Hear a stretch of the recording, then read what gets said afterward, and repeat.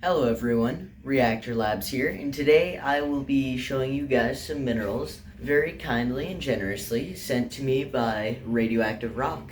I will leave links in the description below where you can find his YouTube channel and his online store. So yeah, I hope you guys enjoy this video.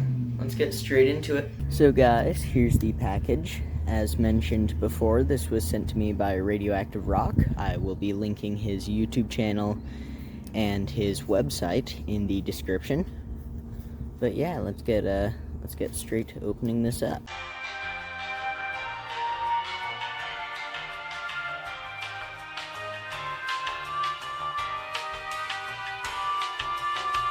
Things being sent in the mail, they would know that it's not anything sketchy. It is just minerals. Something not dangerous. Ooh, that is URANIUM. Ooh. Oh. That's awesome. Ah, thorite. That's awesome. Okay, so let's take some measurements with this. I'll turn on the clicking for you guys. This is a thorite specimen. Don't know how easy it is for you guys to see that, but that's 13,000 pounds per minute right there. So I'll get it right there. Yeah, wow. So that is amazing. Looks like that says polyrace. Hi, editor's note here. I completely mispronounced that mineral. It's actually pronounced polycrase. Yard Mine, Trout Creek Pass. Let's see how spicy this is. And wow, yeah.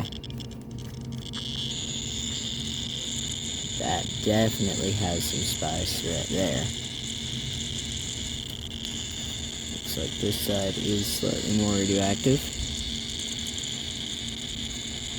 Awesome. Yeah, that is really, really cool. Now. Ooh, wait. Oh, this is the trinitite.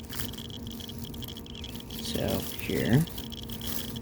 As you can see, this little guy, which this isn't really crumbly or like super radioactive or anything, but this is a specimen of trinitite. So, trinitite was created on July 16th, 1945, when the first ever nuclear bomb detonated in history. It fused the sand into the greenish glass that you can see here. Most of the radiation has decayed away, so what little contamination there was, it's actually nearly completely gone. Here you can actually see the cesium-137 peaks that I took with my sample. So yeah, that's pretty awesome.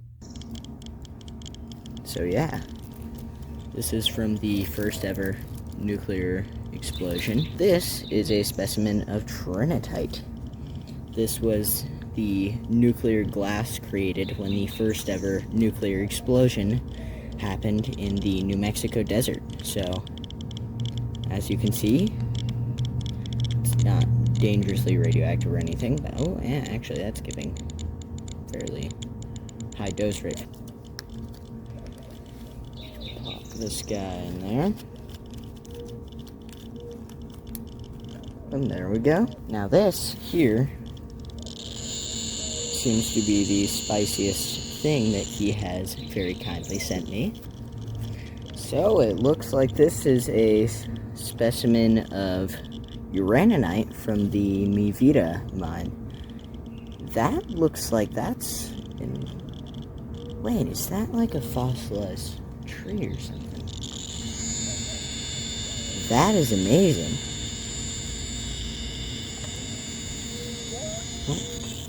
Bag's blown away. So, Better Geiger S2 for dose rate measurement.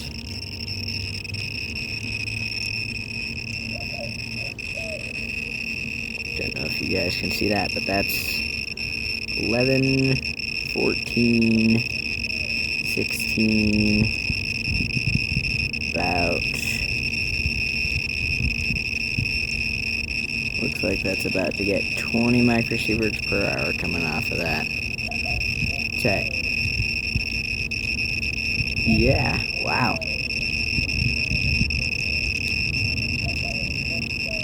So about 19 microsieverts per hour, 18 to 19 is what. And with the S2L, the count rate measurements on this guy. That's loud.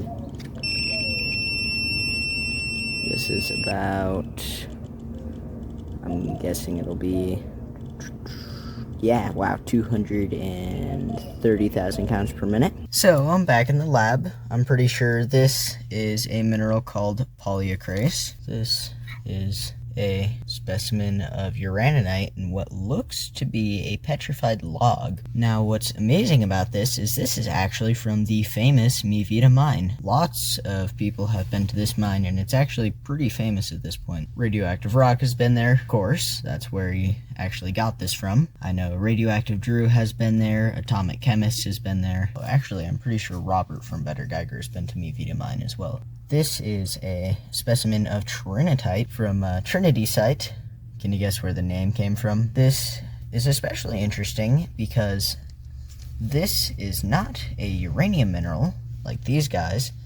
This is actually an unnatural mineral.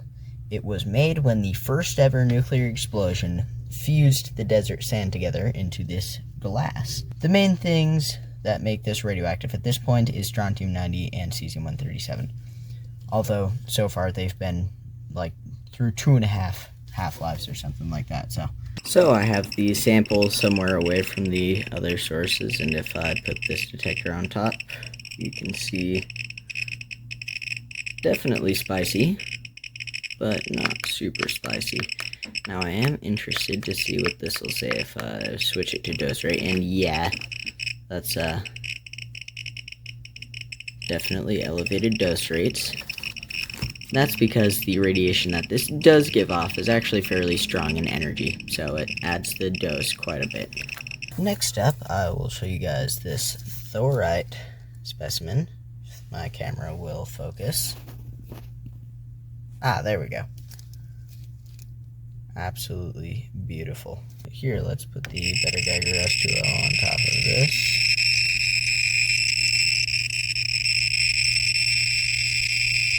You can see we're getting about 30,000, and we're getting about 30,000 counts per minute.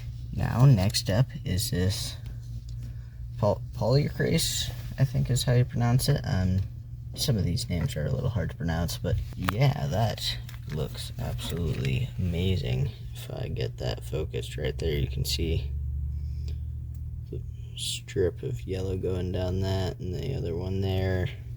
Super beautiful, absolutely stunning specimen, and in the spice department it's certainly not lacking. If I just put that there, I have the detectors clicking off so that it doesn't absolutely blast your guys' eardrums out, but we're getting 82,000 counts per minute, 83,000 counts per minute. We'll call that 83,000. From that little guy right there, that's amazing. This uraninite from Mi Vida mine. If I just gently pick that up, look at that. That is beautiful. And you can see, even though it's not even touching the sample yet or anywhere close to it, it's still getting quite a high count rate. So we'll put that right up there. 100,000, 120,000, 140,000. Don't know if you guys can see that, but that's 189,000, 200,000. So we'll call that about 200,000 counts per minute, 220,000. Wow. So I hope you guys enjoyed this video. Make sure to check out Radioactive Rock's store and his YouTube channel. There will be links in the description for that. I will see you guys in the next one. Like and subscribe and do all that stuff. Bye.